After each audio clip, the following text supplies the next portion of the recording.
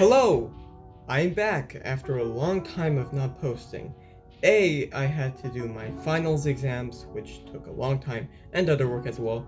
And B, I was planning on doing a review of just the first book and then continuing on posting another review, the second and then the third. But then I decided, you know what? Screw it. I'm just gonna do all three Mistborn books. So yeah, we're here. Let's start off and just say it's a fantastic series, one of the best I've read in my life. The Mistborn series is comprised of 3 books: Mistborn, Well of Ascension, and The Hero of Ages. You might see that they're all 3 different editions.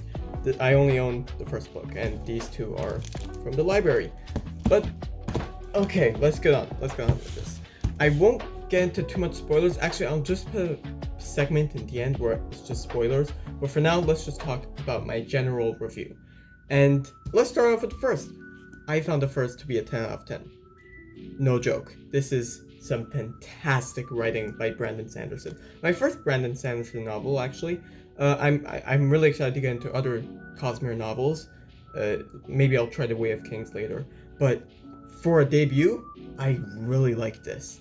Basically, the story is just about it's a fantasy book. It's a fantasy novel series, and it revolves around this fictitious place called the Final Empire, which is ruled by this mysterious and powerful being called the Lord Ruler. And basically, there's these 2 classes. There's the noblemen and there's the ska. Ska basically is the equivalent of slaves in this land. And one of the ska, whose name is Kelsier, decides, I don't like this government dictated by the Lord Ruler, I'm gonna overthrow it. And Kelsier is a special ska because basically he's a Mistborn. And Mistborn have certain abilities that come from metals that they ingest. Sounds weird, but it works fantastically. And basically Kelsier teams up with Vin, who's a little orphan who just got her Mistborn powers, and a bunch of other thieves from different gangs to overthrow the Lord Ruler. And boy, oh boy, is it intense. There's a lot of action sequences, and it's actually amazing because the simple prose that Brandon Sanderson uses benefits these action sequences. Usually in a novel you're like, this is so simple, like couldn't he use like more better terms? But here it benefits the novel because it helps you visualize the scenes better. So instead of just plugging in a bunch of metaphors, it's straightforward and you get to the point. It's really good. Also, the magic system revolving around allomancy and being a Mistborn, or misting, which is only controlling 1 metal, while Mistborn controls all 8, plus a few others, which I will not mention further. But it's very complex and is very well done. All throughout the 3 novels, there are additions, there are other magic systems, which I won't mention also, but they're super cool. Like, really, there's just so much to it that you wouldn't see in any other fantasy novel. It's incredible. Yeah, it's just... And the characters, let me just mention the characters. Kelsier, Vin, Doxin, Breeze, Clubs, the Lord Ruler, which you don't really see in the first novel until the climax. But all these characters are also super complex, but they have their own personalities, and it just makes the story even more vibrant. Kelsier is this happy man, even though he's gone through a lot of trauma before. It's like surprising. And Vin is this, like, at the start of the novel, she starts out as this like scared little orphan, but then she grows more trusting of the people surrounding her, and by the end she has a full character arc, which is very good. And the lore. Let me just mention, at first you might not understand anything that's going on because there was a lot to this world that is not really mentioned in the first book. So like by the end you still have a ton of mysteries, but trust me, if you read the first one, then you go on to the second, a lot will make sense. There is so much to this world that it's incredible. There's no other way to put it. It's really fantastic. So that was the first one, Mistborn. Number 1, 10 out of 10. I love it. I'm pretty sure I forgot to mention some points that I wanted to say, but moving on, The Well of Ascension. So this continues off a year after the events of Mistborn. new antagonists, a lot of new characters, and it's also fantastic. I love it. I'll say a 9 out of 10 for this one. Simply, I won't really mention other elements. There are a bunch of new additions that I really love that helped enhance the story of Mistborn, all while keeping it fresh for the second book.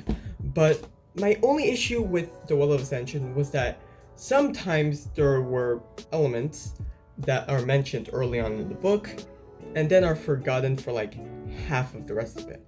And then only then they're mentioned in the final climax.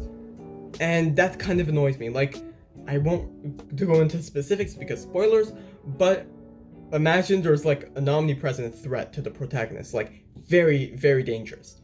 He's mentioned in the like the halfway point. Say, I think this book is like 700 pages long. So around like say 350, page 350. And then he's like, oh, this might be bad for Vin or Kelsey or Ellen. But then you forget about it. He's not mentioned one single time until the last 50 pages where you're like, well, that's here again. Oh, I guess so. But other than that, it's fantastic. The climax here is very Lord of the Rings. I found myself surprised at how intense it was, just like Mistborn number 1. But yeah, that was my thought about second book. Third book. Oh, this one's thick. This is a good, like, the writing. It might seem smaller than the others, but like, the writing is very tiny, and it was a very fitting conclusion. Very bittersweet ending, but I enjoyed it personally.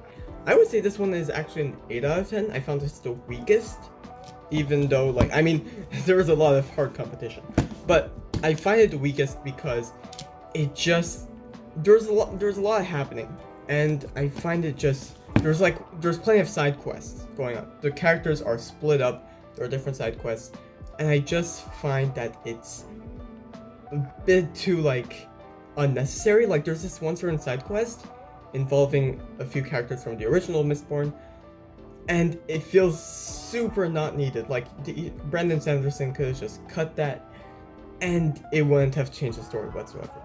Very interesting antagonist, I would say, and its execution was very well done. It's like very menacing, and the way it's defeated is like, wow. But I would say another complaint that makes it lower than The Well of Ascension is the fact that, okay, I'll say one thing. It's a small spoiler, but you'll see it right as you start reading the book. So basically, when you start reading the book, let me just pull it up real quick. You'll see that there are these small excerpts before the chapter begins, alright? And it's part of a giant text that's presented all throughout the novel. And it's very crazy because as the excerpts go, as the chapters go on, the characters are also kind of discussing the whole text, like, in the book itself. So, like, these excerpts of text are actually canon to the lore of the books, and they present a lot of lore. And it's actually, like, one of the main elements that put in twists, especially towards the end of the first and second one, and around the middle of the third. And the execution of these, like, excerpts of text before the chapters are very cool. I love, like, learning, like, what's going on alongside the characters, because that's really what these excerpts are for. And I think during Mistborn and The Well of Ascension, they're very well done. The third one, however, I feel like it sort of spoils certain elements before they're actually revealed in the novel itself. It's like, spoiler warning, this is how it works. And then, like, 5 pages later, they're like, oh, so this is how it works. It's pretty annoying. But other than that, very good conclusion. I found a lot of its characters endearing. I'm still so sad about seeing what happens at the end, but it's a great book. Overall, this series is a good 9 out of 10. I wouldn't say it's perfect, especially due to these 2 books, but if I were to say, like, a standalone novel, this is 10 out of 10.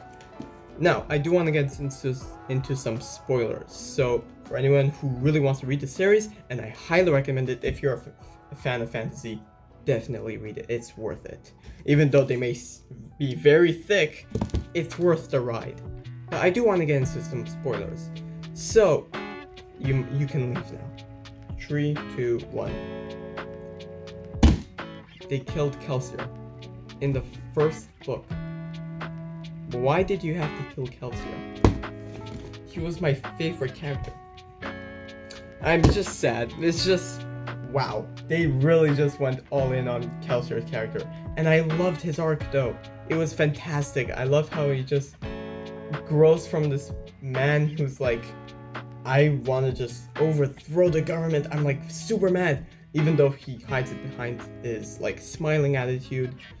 And then by the end he's like, maybe not all noblemen are bad. I did something in the end. And like he realizes that the true meaning of a rebellion is like hope. And I love the theme of hope throughout the novel. There's hope, there's religion. Oh my god, it's so well done. Oh, it's so great.